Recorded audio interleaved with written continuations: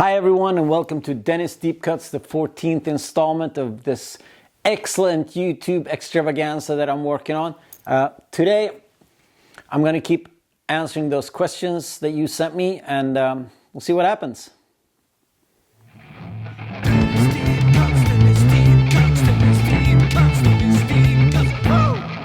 So I asked you if you wanted to ask me questions about whatever, and you gave me a lot of good questions, and I didn't want to skimp on them, so I decided to do two episodes where I answer your questions. Today is the second episode, and I'm going to answer some questions about my record collecting and my vinyl collection, and also some of the more personal questions. So let's just dive right in.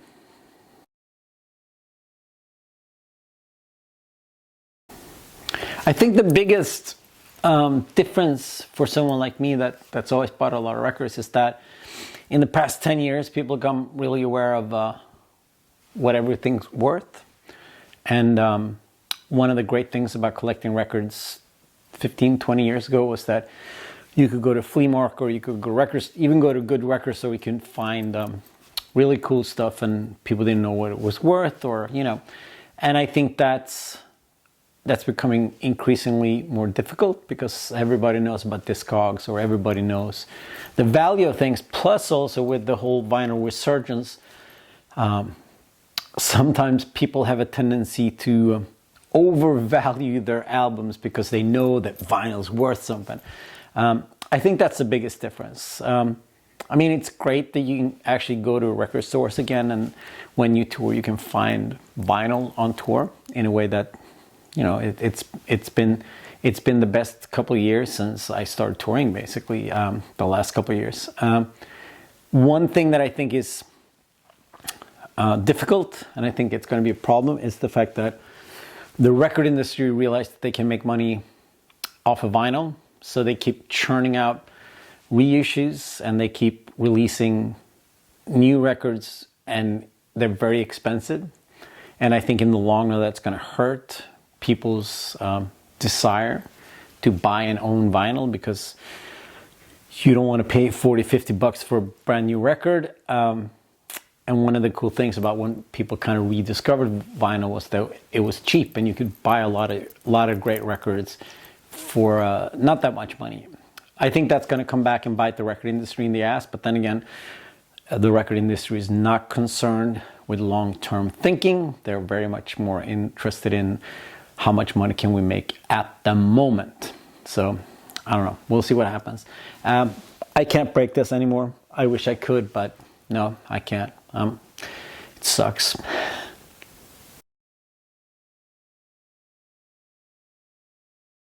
So for ages, I was the guy that had a really poor stereo setup and a lot of records, and I just kept buying records, and I had this really, really, really wonky stereo. Maybe 8 years ago, I got it upgraded, and it's pretty good. I mean, you can play records really loudly, and this is what my turntable looks like. It's nothing fancy, but it's very workable. I tend to spend most of my money on records and not so much on the actual stereo setup. I have colored vinyl. I have a bunch of colored vinyl. It used to be picture discs and colored vinyl used to sound pretty bad. They don't anymore. And I actually like colored vinyl when the new band releases a record and there's like a limited edition colored vinyl. I usually go for that, so I like that. And I mean, in general, I talked about the vinyl revival in the last question, and I think it's pretty awesome. I think as a band, to be able to sell vinyl on tour and to be able to release everything on vinyl is super cool. And I love that there are record stores popping up again. That's pretty awesome.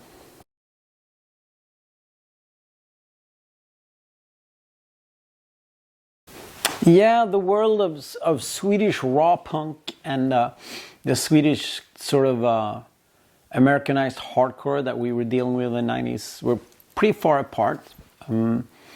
However, when I got into punk and hardcore, one of the first records I bought was Exploited's Troops of Tomorrow, and then I bought Cro-Mags Age of Quarrel, and then I bought a Ganks 7-inch. So I was always into that, what we in Sweden call really fast hardcore. Really fast was a compilation series where a lot of these like raw punk bands were featured. So I grew up and I listened to a lot of that, and in my mind I always saw that hardcore just meant you were a hardcore punk, and I always saw myself someone that came from the punk scene, you know, like I was a punk before I got into hardcore, basically, you know. So the sort of animosity and violence between the raw punks and the straight edge kids in the 90s feels now really, really stupid. I think we all kind of wanted the same things, and we all kind of listened to similar music, and we all definitely came from the same well. So it didn't really make a lot of sense. But a lot of those raw punks and DB kids, they really hated us in the 90s, which I guess, I mean, if you're a bit of a, you know, nihilistic anarchist that likes to drink moonshine, and then here's a bunch of like preppy straight edge kids, you know, talking about communism and veganism, maybe I get it. But yeah, no, I love a lot of those bands, Anti-Semics and Mob 47, and a lot of those bands are definitely featured in my record collection, and I love a lot of that stuff.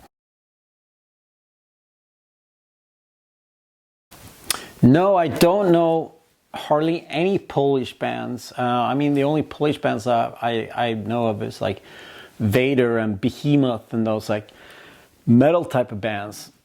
Unfortunately, I don't know any punk and hardcore bands, and I would say if there is some sort of old school compilation of old Polish punk and hardcore, I would love to check it out, because you know, I'm not very clued in on Polish punk. There are about 1 million records I regret not buying. There's so many times when I think back on like, oh, I thought it was too expensive, or I didn't feel like it. Or what also happens when you're a record collector, you don't know. Like, you'll see a record and like, oh, that looks cool. And then 8 months later, you're like, this record is amazing. Where can I buy it? And then you remember, oh, I saw it at the record store and I didn't buy it. So regrets, I have a lot of them. There's so many records that I wish that I bought 10 years ago or 5 years ago or 20 years ago or 30 years ago. You know, but that's a part of life. You can't know, you can't know that. So now I try to buy the records I really want. I try to buy them. On the flip side, I've never ever regretted buying a record. So there's that.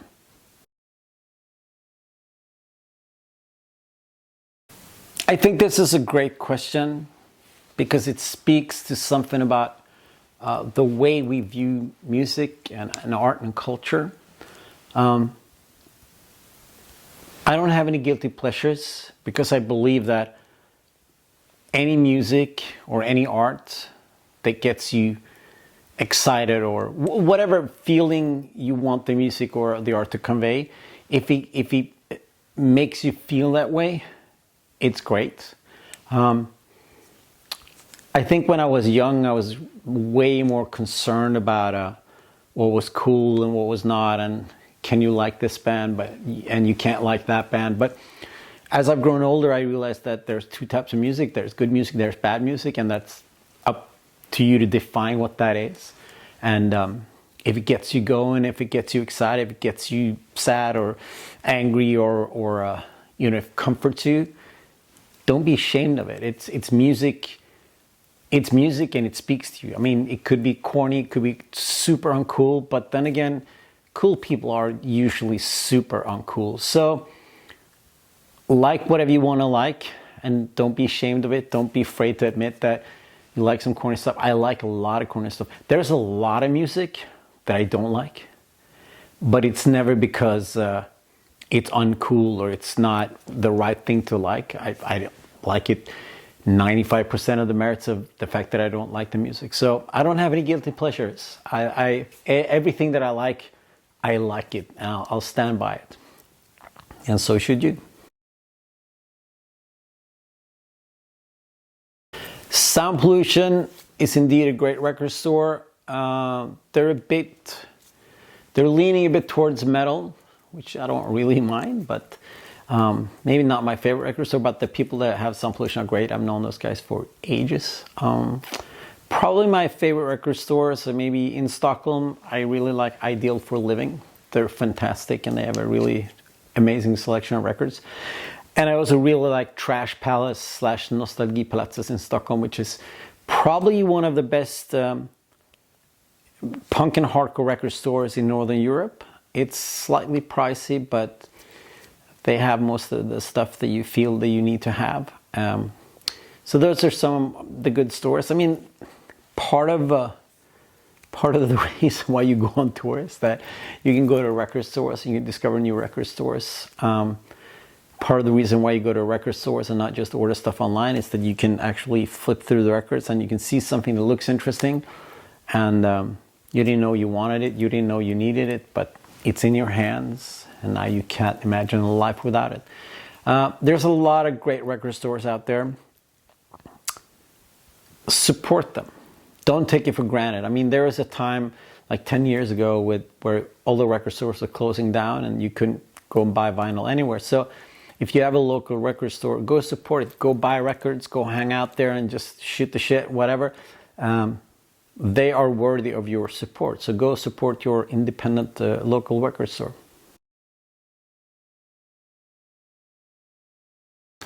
Well, thank you. I might do another episode on Australian rock, since that seemed quite popular. I have some more cool Australian stuff for sure. My want list of Australian rock is humongous, but I think the two 7-inches that I'm looking for is the Second Victim 7-inch, No Thanks to Human Turd, and that Fun Things 7-inch that I actually showed in the show, but that was a reissue from the early 90s, I think. But then there are so many 7-inches from Australia that are just fantastic. Like, I don't have a Second Scientist 7-inch. I don't have the Razor 7-inch, Thought Criminals, the SPK 7-inches. I mean, there's a whole slew of Australian stuff that I would love to get my hands on. Oh, the Birthday Party, these boots. No, that's not the Birthday Party. That's Boys Next Door. The Boys Next Door, these boots, 7-inch.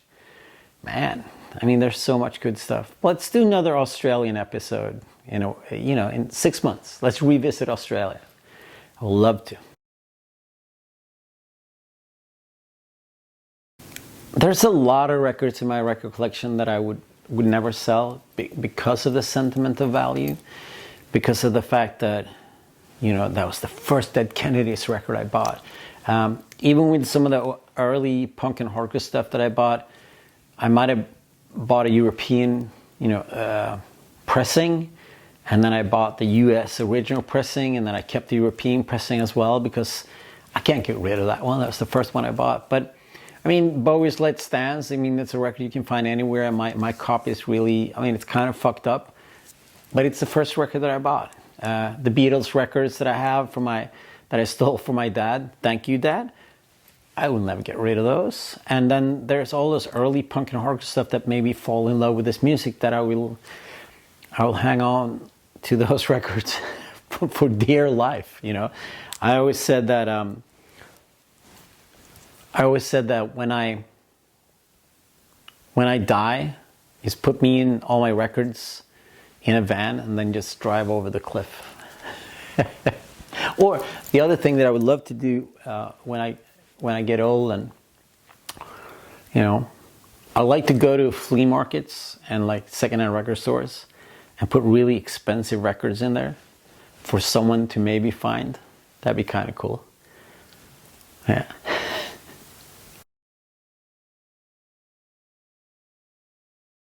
So my top 3 want list. First of all, on my Discogs and in my phone, I have want lists that are hundreds and hundreds of records.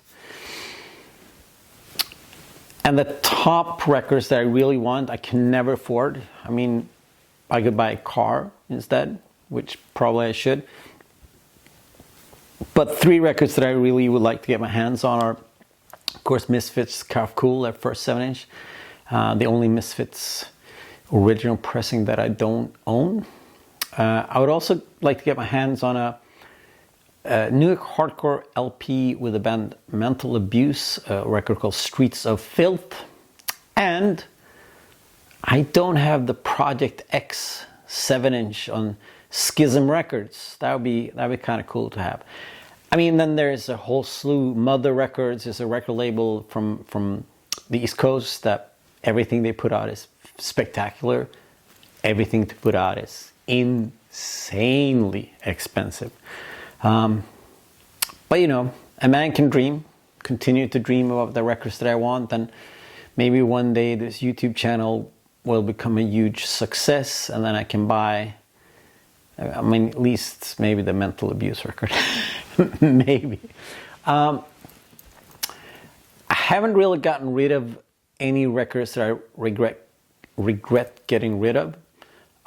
There's a couple of records over the course of time that's gotten lost.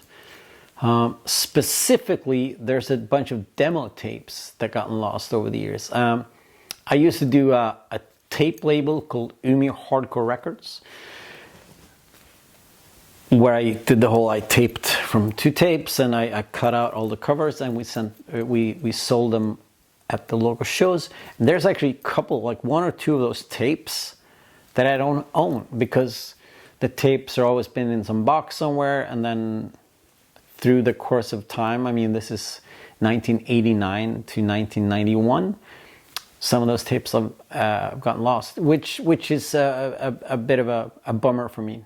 So there's some tapes that I would like to have returned, but apart from that, I haven't regretted selling any records. Melodic sensibility in Swedish music, I think, comes down to 2, maybe 3 things. First of all, Swedish is a very melodic language. The way we speak is quite melodic. Maybe it doesn't fully translate to the way we sing in English, but I think it helps us a little bit that we have a very melodic language. The second thing is, I think that Swedes have always been interested in pop culture. So whenever we get excited about a style of music that we would like to emulate, we do it full on. We're very nerdy, and we're very dedicated to getting things right, which I think a lot of the bands on your list definitely did. Like, they're really focused on the details. Third, communal music schools, community practice spaces. When I wanted to start playing music, I was 15 years old, and we got something in Sweden called adult education programs. And I went to one of those and I said, I want to start playing music. And they said, here's the key to a dilapidated house up the street, and here's a PA. You can practice whenever you want. And I think that's a massive reason that there are so many talented bands from Sweden, that we have the infrastructure for people to start playing. There's practice spaces, there's equipment for you to borrow if you want. So I think those 3 might be explanations as to why we have a really good sense of melody, and we put out some great music. Being the small country that we are, we definitely put out some pretty fantastic music.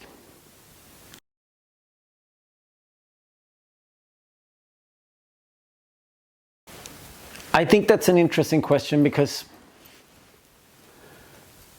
as a creative person or as an artist, I'm almost always switched on, in the sense that I'm always working, and my mind is always working. I mean, that has to do with, I guess, my profession, but also my diagnosis.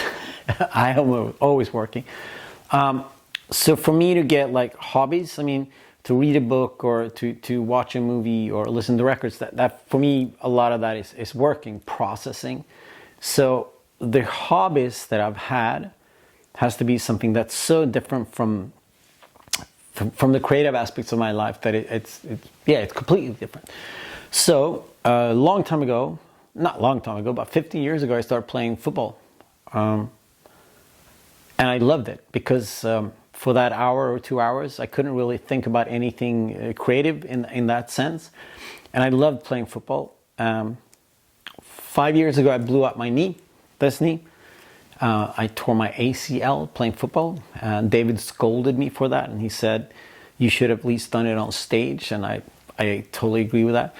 So that means that I can't really play football anymore. I sort of can do it now because I had a knee surgery 2 years ago. I had a pretty extensive knee surgery, and so that maybe the last couple of months is when I actually start feeling really 100% with my fucked up knee.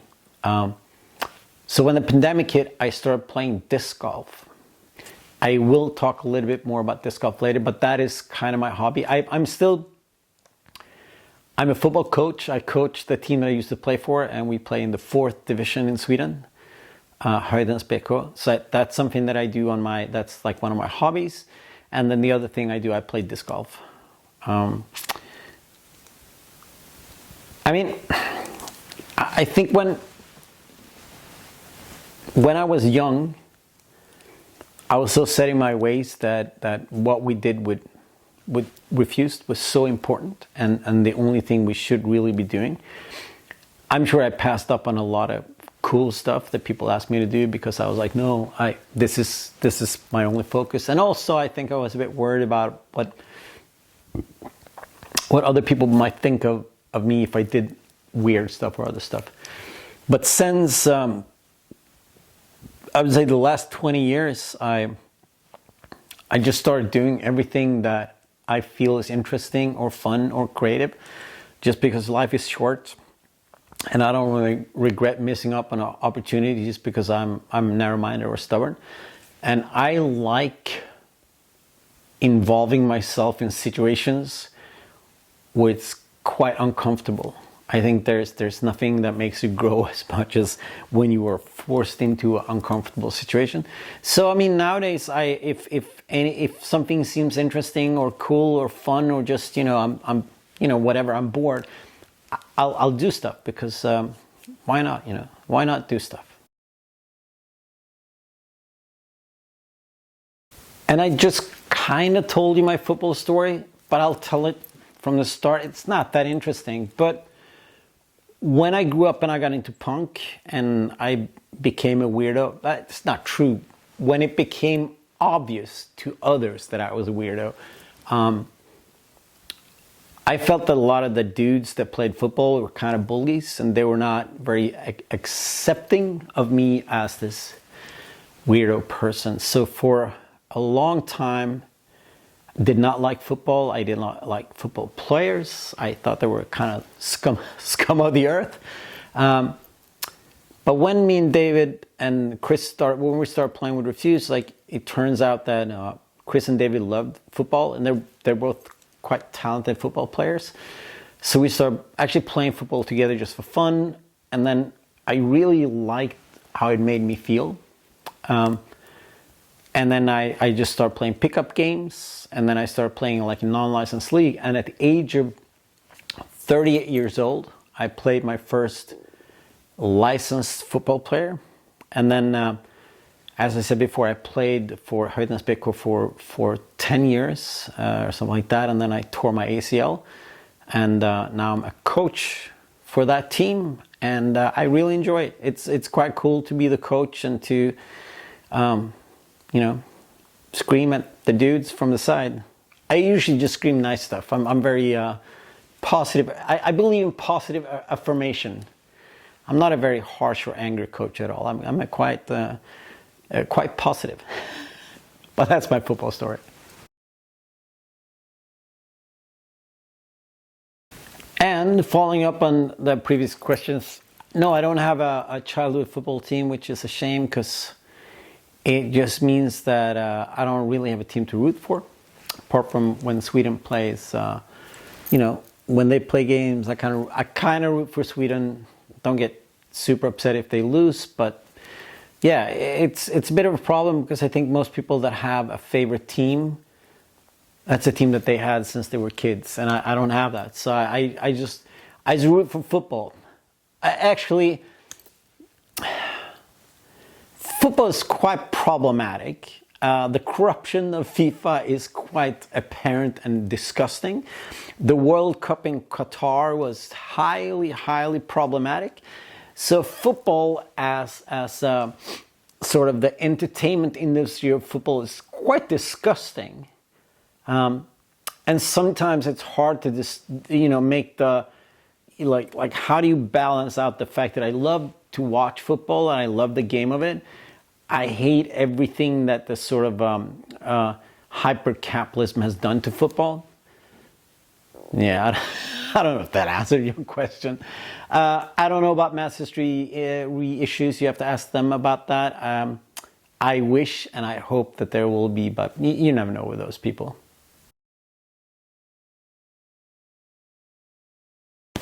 So, in the late 90s, there was a band from up north called Randy, and they moved to Umeå, and they brought with them disc golf. So I started playing with them, and then I played until maybe 2005, and I stopped playing because I could not control my rage. If you don't know what disc golf is, it's exactly what it sounds like. You have a disc like this, and it's like golf. You have courses, and then you have baskets with chains. 2020, when the pandemic happened, I didn't know what to do with my life. I didn't know what to do at the time. My friend Lars called me and he said, let's go play disc golf. And I said, nope, I'm done with that. And then we went. And then, whatever, two and a half years later, it has become my favorite pastime. Makes me feel really good. We're a bunch of friends that play a couple of times a week. And it definitely kept my mental health in check, especially during the pandemic. I am also sponsored by a disc golf company called Innova, and we made a refused frisbee. I'm not going to talk about my favorite discs, but Innova is my favorite disc company, and disc golf is quite nerdy, but also quite fun. And if you take it the right way, it's definitely a pretty great leisure activity that you could do.